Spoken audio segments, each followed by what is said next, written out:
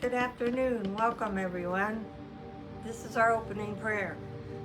The energy of love is within us and is us. Whole and complete is the I am that we are. We awaken to the truth of our being. Will this be done within and without? May we come to recognize that we receive all that we give. We know that we have forgiven ourselves when we forgive others of all grievances held within our minds. May we not be led into temptation by the voice of separation, but instead may we transcend all illusions. For ours is the power, love, and peace of Christ consciousness found within each of us, who is but perfect extension of the one mind and heart that is shared by all and is our birthright as the holy extensions of love itself. Our affirmation of faith. We believe in one God, the author and energy of all life, whose love sustains the universe and all things found within it. Our 5 Christ principles. Number 1. There is only one energy in the universe. That energy is love, at all times active in everyone, everywhere. 2. We are the divine energy of love, and that energy is found throughout the universe and in all things, whether seen or unseen. 3. We create our experiences by what we choose to think, feel, and believe, thereby establishing our responsibility for our own choices. 4. Through opening our heart center, we connect with the energy of love and bring out the Christ within us. 5. We express our desire to be of service when we live and demonstrate Christ consciousness in all our affairs. Thank you.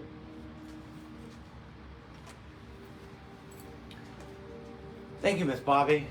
And I'd like to welcome all those who are here in person, those who are watching this afternoon, and to those who will watch later this week.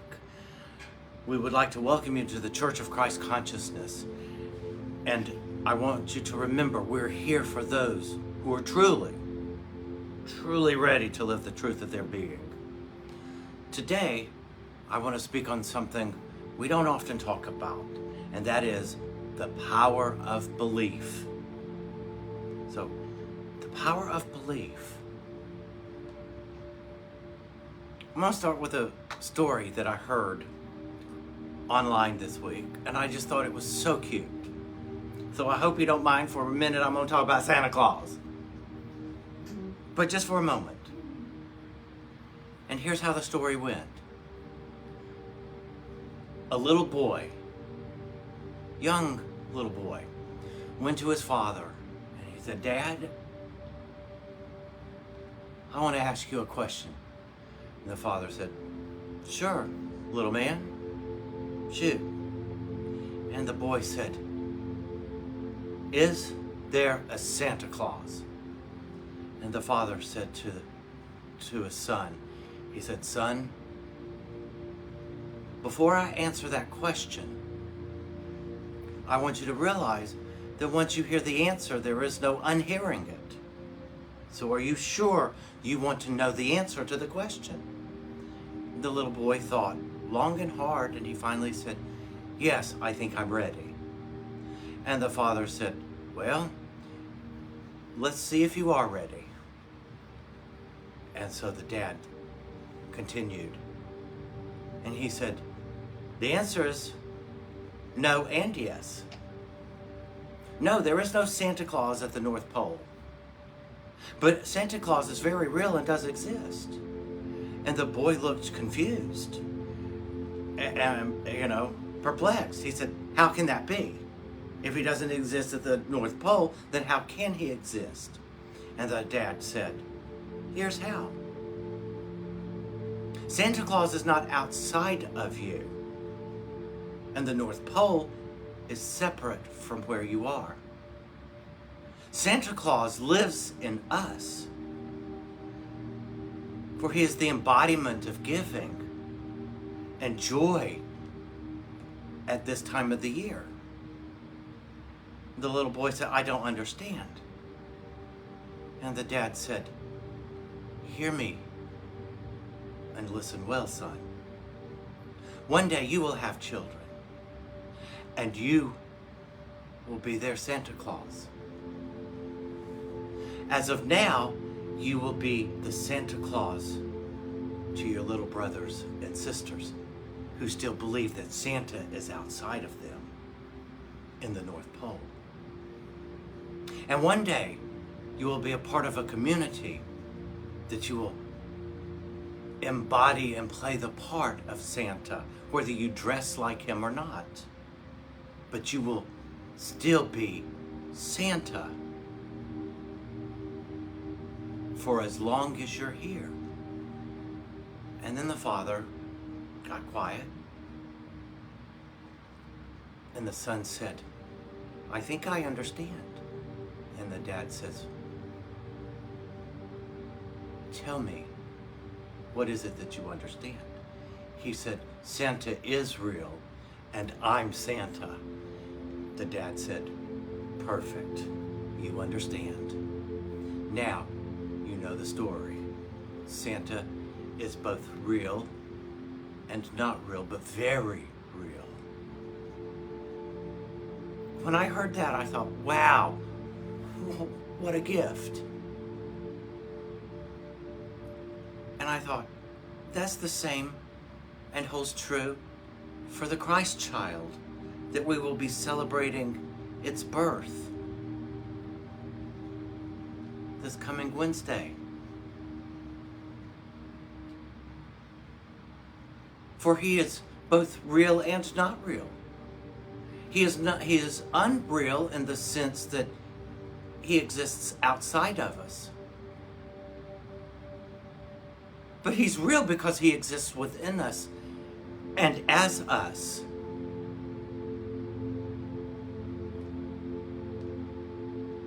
The Christ child is to be born within each of us. And we aren't just to live as the Christ one day a year, but every day we are the Christ. But the Christ child must be born within us. And we must nurture it and raise it and live it, for it is us. We are the Christ. For did Jesus not tell us that we are the light of the world? And in the Gospel of John, it begins with, He was the light, He is the light, but the darkness comprehended it not. Simply meaning, humanity is in darkness. But the Christ is the light within each one of us, and we each have that light that lives within us. It's a spark. But once ignited, it becomes an endless light, an endless light. Bobby likes to use the term, we're lighthouses. And we are. We are lighthouses. Houses of light to shine into a dark world. That's the Christ light. But we must believe. For as long as we believe that the Christ is outside of us, we will never know what the Christ is, because we remain separate from it. Many people believe that the Christ is out there at some other place in some other time. There is no other place and there is no other time but right now. There is only here and now. And he said, all these things I can do, you can do, and more. He was telling us. And I know this is Christmas, but I'm still going to talk about the Last Supper for just a minute, when he prayed his final prayer. The final prayer of that night before adjourning to the Garden of Gethsemane, when he said, Father, may they know that they are one in me as I am one in thee, and may we know we are one. He isn't outside. The Christ is not outside of us. He is us. And the Christ is waiting to be born in all of us. Each one of us. That's the first coming. That is what we are celebrating this coming Wednesday. The first coming of Christ. And people think that the second coming, he's going to ride down on a horse from the sky. And when the hoof of the horse hits the ground, all the unbelievers will drop.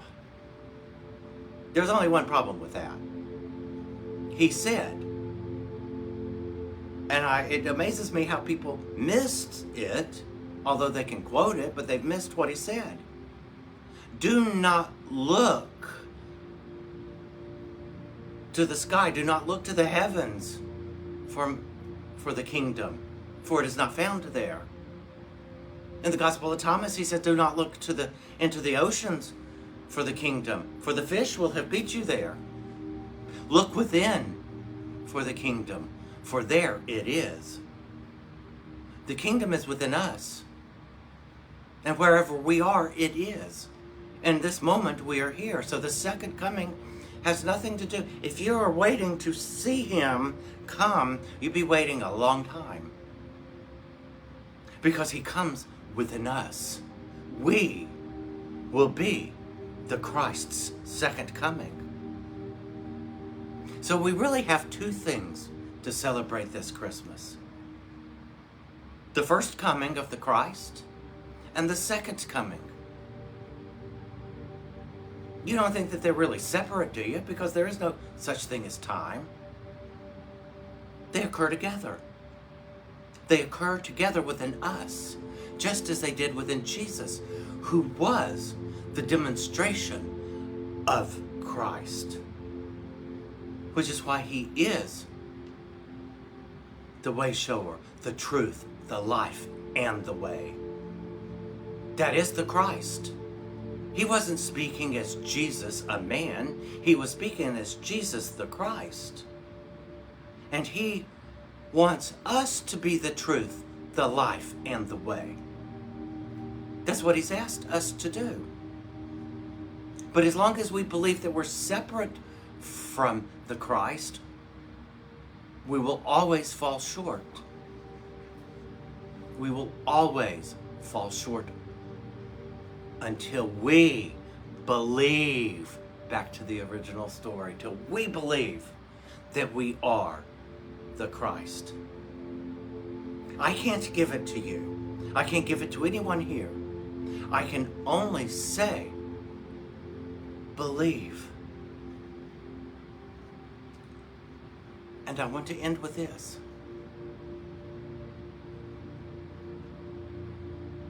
Today, and I love synchronicity. I don't believe in coincidence. I believe in God incidences, known as synchronicity. Today, in A Course of Love, which immediately follows this, and if you want to zoom in, you may. You can go to meetup.com, look for Return to Oneness. You'll find A Course of Love. It starts at 4:30. You'll click on RSVP, you'll get the link. Today we're beginning a brand new section called the 40 Days. And the first chapter of the 40 Days is acceptance, which is more than belief.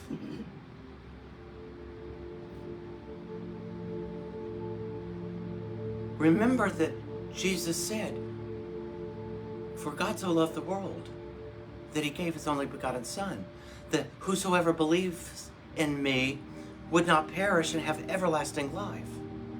What he was really saying is, whoever accepts the Christ, because the Christ is the only way to the Father, because the Father and the Son are one. And how are you going to know who you and what you are in truth unless you accept what you are in truth and believe that you are that? That's the power that we were promised.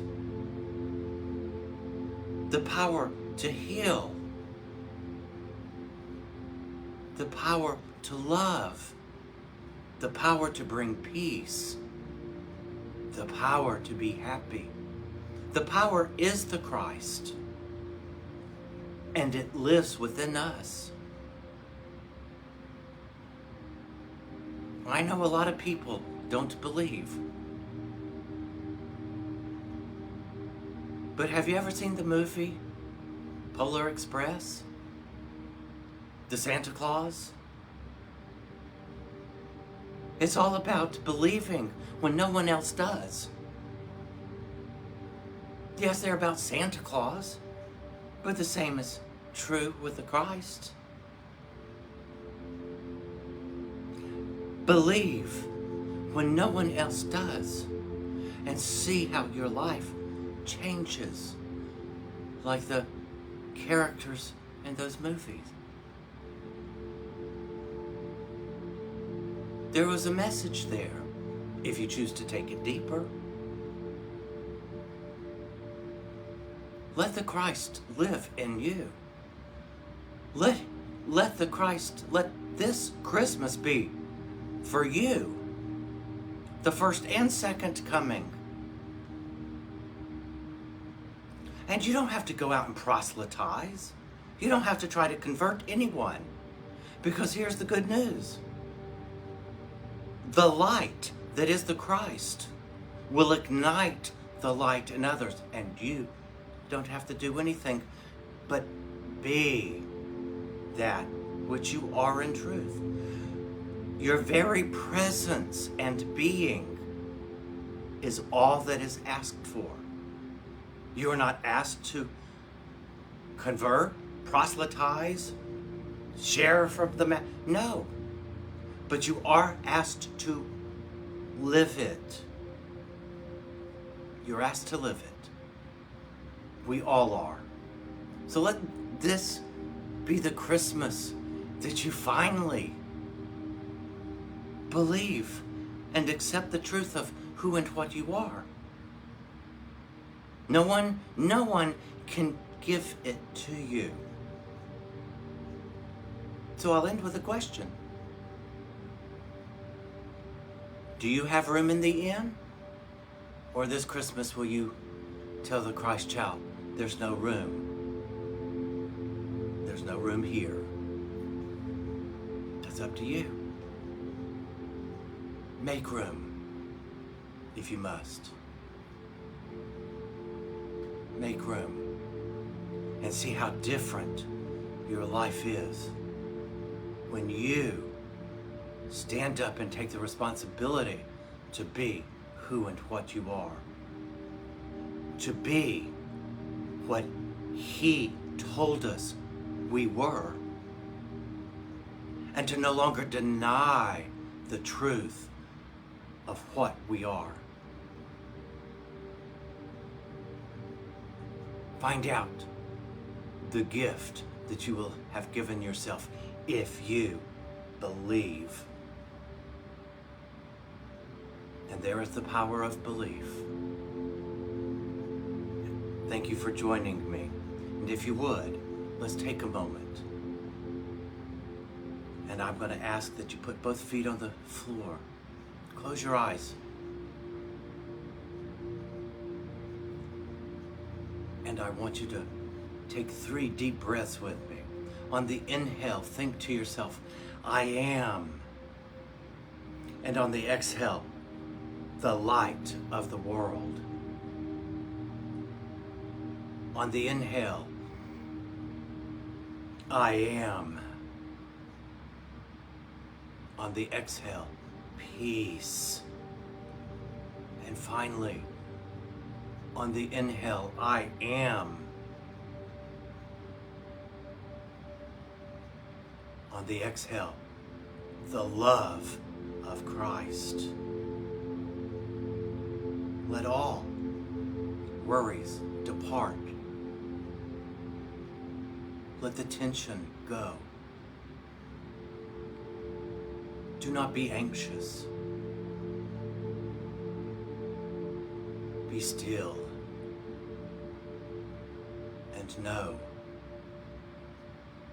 And as we dive deeper into the heart space, that place of stillness and peace, we enter that sanctuary today with the knowledge that we are the light, the peace. And through and as the Christ, we represent and are the truth, the life, and the way.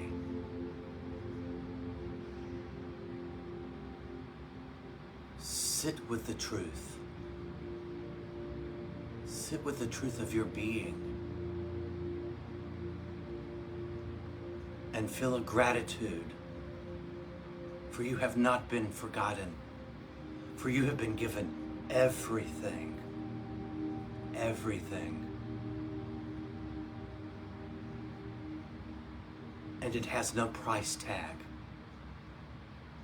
except one. Let go of your denial and believe.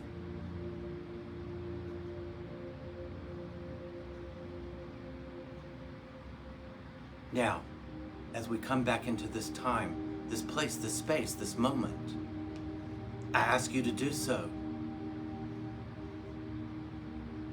with gratitude in your heart for the truth of who and what you are. That you are the light of the world. And as you come into this moment, just simply be it.